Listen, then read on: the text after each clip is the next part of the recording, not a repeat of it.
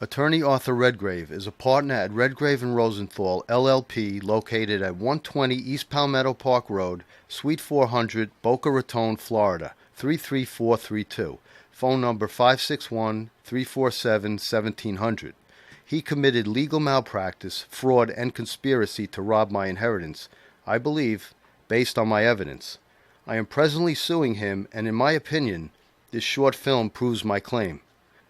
After viewing this video, please contact me at phone number 201-759-3042 to discuss it. My parents lived, worked, and raised me in New Jersey. I lived with them until they retired to Florida. They sold our home in Englewood, New Jersey, and bought a condo in Boca Raton, Florida in 1981. Although I owned a small business and was self-employed and remained in New Jersey, I always stayed in close contact with them. On October 20th, 1998, which was my father's 83rd birthday, he executed his will which divides his wealth to my mother, and when she passed, everything was left to me. At this time, my mother had a bad stroke and was bedridden, unable to speak, walk, or care for herself. She never recovered and required a live-in nurse until her death on April 27, 2005. My father was diagnosed as legally blind in 2002 and enlisted help from his cousin, Elaine Russell, who lived close by. Mrs. Russell brought in her friend, Joy Corbo, to help with daily chores such as food shopping and paying bills. When my father discovered that Joy Corbo had stolen from him, he got rid of her and Elaine Russell filled in. Between 2003 and 2005, my father's Parkinson's disease and dementia really progressed. Elaine Russell patiently waited for either one of my parents to pass away so she could rob my inheritance. The very day my mother died, she immediately went into action and took my father to the doctor's office, even though he had no specific medical complaints. Her only concern was his ability to change his will to benefit her. She enlisted attorney Arthur Redgrave to conspire with her in order to get this accomplished. This is my story. The following facts and documents were gathered during my will contest against Elaine Russell, which I prevailed in. All of the evidence proves that my father never wished to make any changes to his will and had absolutely no contact whatsoever with attorney Arthur Redgrave, who permitted the personal representative, Elaine Russell, to exercise undue influence upon my father for her benefit. There is absolutely no mention anywhere about my father requesting to anyone to make changes to his will in any of the reports, interoffice mail, or any other documents. These documents all show that it is only Elaine Russell who was involved with the attorney and his secretary in the changes to the will, all of which enrich Elaine at my detriment. Neither Arthur Redgrave nor his secretaries, who were the witnesses, can recall any definitive details about my father ever being at the office. These documents make clear that on 4 different dates between April 27th, my mother's death, and September 19th, the bogus will change, that Elaine made statements regarding her dire concern about my ability to contest my father's will. Unbelievably, Arthur Redgrave arranged the will change anyway. The original will and trust dated October 20th, 1998, reflects my father's true intentions since my father was lucid and competent at this time. Everything was left to my mother, and if she passed, then everything would go to me, his only son. The bogus will change was done 7 years later while my father suffered from dementia and was legally blind and 90 years old. Take note that Article 4 now replaces me with Elaine Russell as beneficiary. My name is not even placed anywhere on this new will, only the trust agreement. Mr. Redgrave's deposition and the 2-page 4s of this bogus new will are also very interesting. The fact that my father's initials are in 2 different places should have automatically invalidated the will. Mr. Redgrave even testified in his deposition, quote, "I'd be shocked if the original had 2-page 4s," end quote. It reinforces the fact that my father never had the will read to him, nor did he sign it in front of at least 2 witnesses. They would have surely caught the mistake, which invalidates the will change. A beneficiary should never be present and influential at a will execution. Elaine Russell actually admitted in her deposition taken on December 2, 2009, that not only was she present during the execution of the second will, but she said to Arthur Redgrave to, quote, make sure it can't be contested, end quote.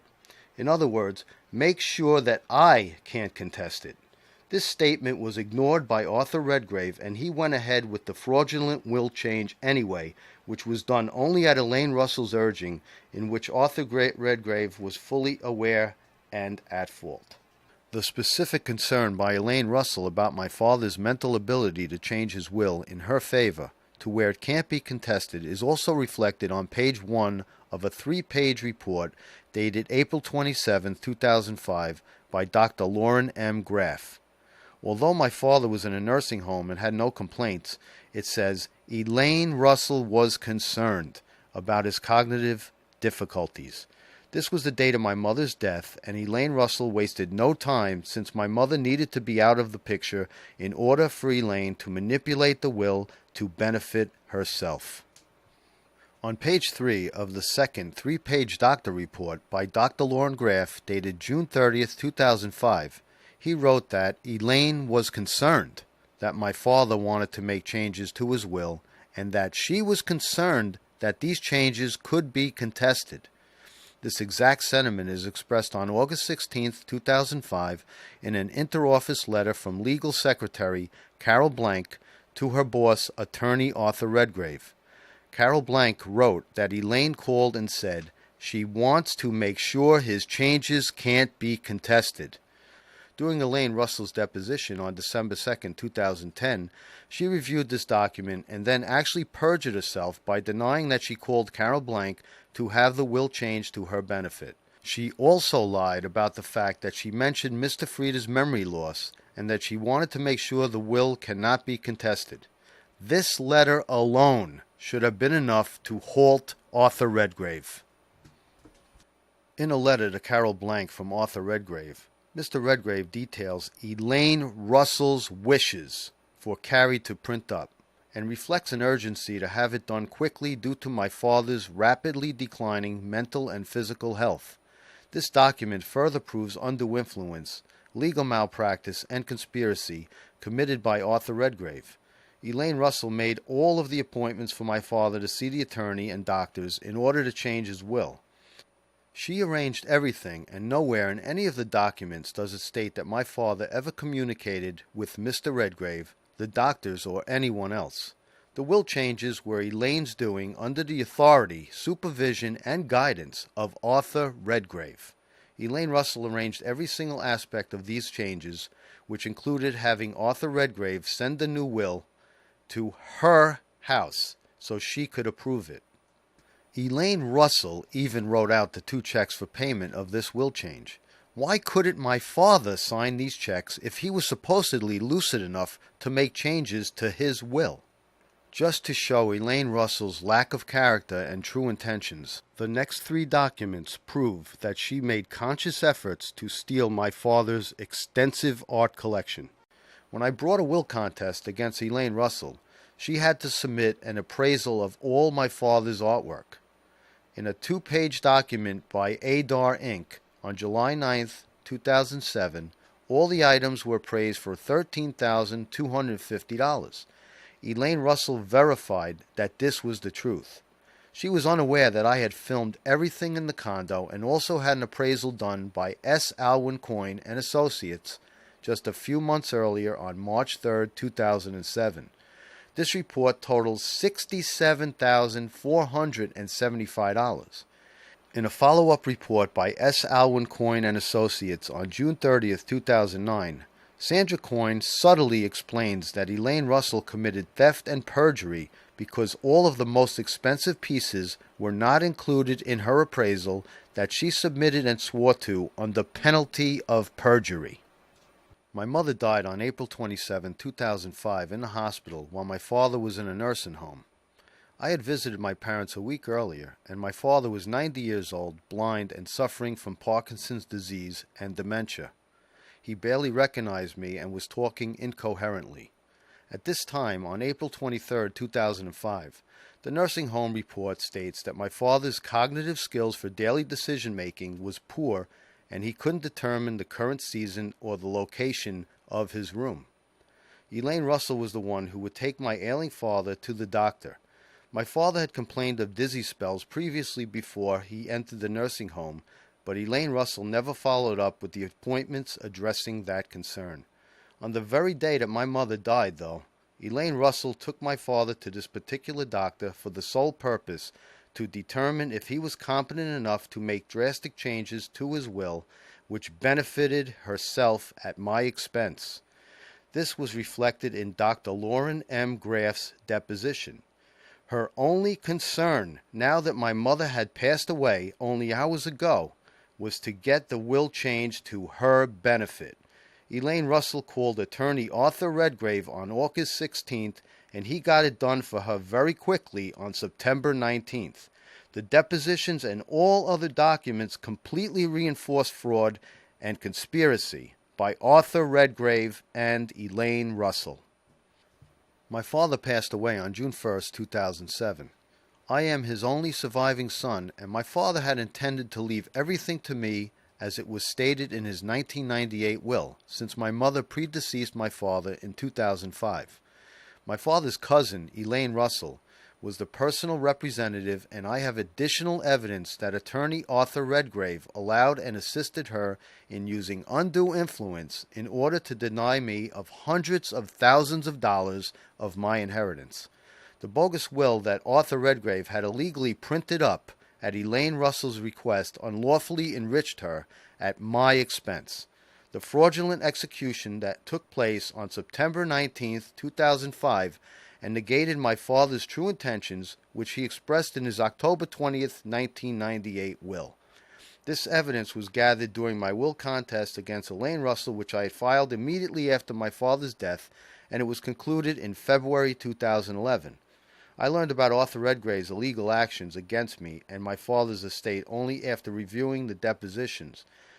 This will contest resulted with Elaine Russell turning the entire estate over to me because the evidence showed that the revised will was void. This legal battle forced me to incur losses which included legal fees, property values, and back rent. I am also seeking punitive damages.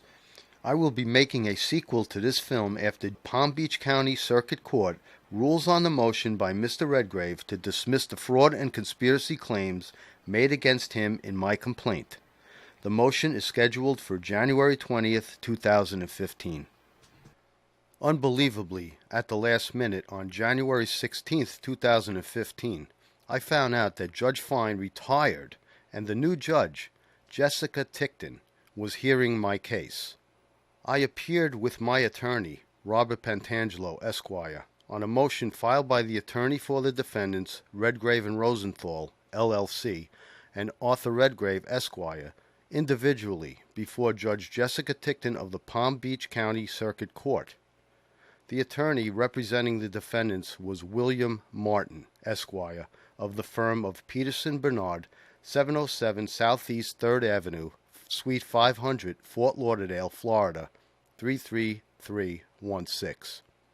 Judge Tickton threw out the counts for fraud and conspiracy against Arthur Redgrave and his firm on a technicality, saying that the plaintiff had not sufficiently alleged the claims for fraud and conspiracy against the lawyers.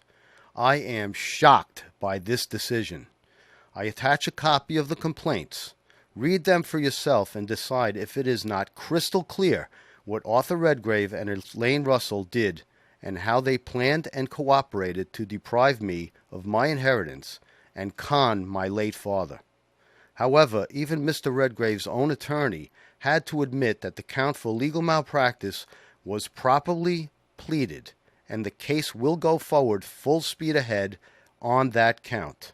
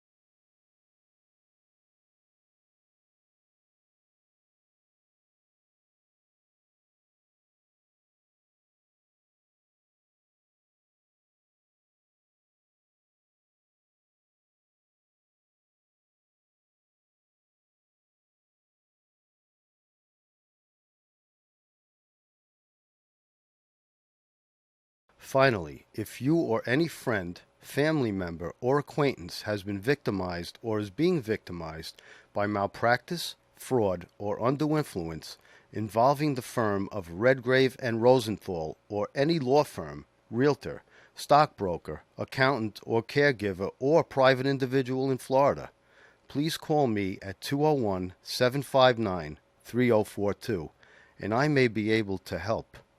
Let's fight fraud in Florida together. Thank you.